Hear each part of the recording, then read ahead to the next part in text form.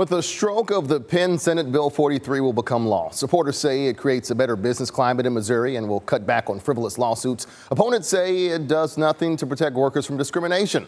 Today, the NAACP urging Governor Greitens to veto this bill. Evelyn Taylor remembers the old days of Jim Crow and says if she ever forgets, Senate Bill 43 will jog her memory. Nothing has really changed. This system does it in a different way. We will carry this on. Which is why she's one of dozens attending this NAACP news conference. Organizers are taking a strong stance against the bill that's passed both houses of the Missouri legislature.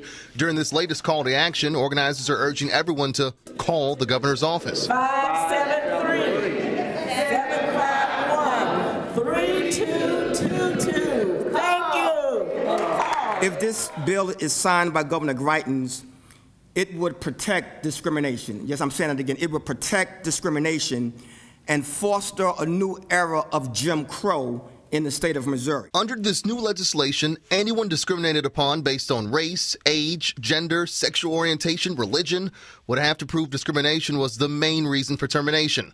Prior law states discrimination only needs to be a contributing factor.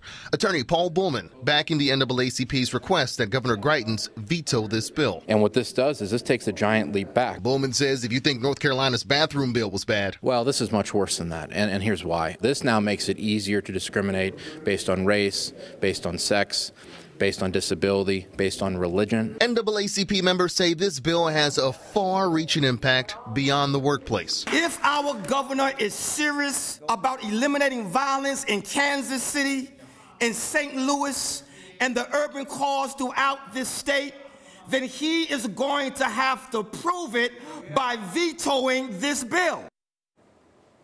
We should mention Senator Gary Romine is the sponsor of this bill. His business, Show Me Rent to Own, is being sued by a former employee for racial discrimination. An employee says he was the subject of racial slurs by store management. Now, we reached out to the senator and to the governor's office for their response to this bill. So far, neither have responded.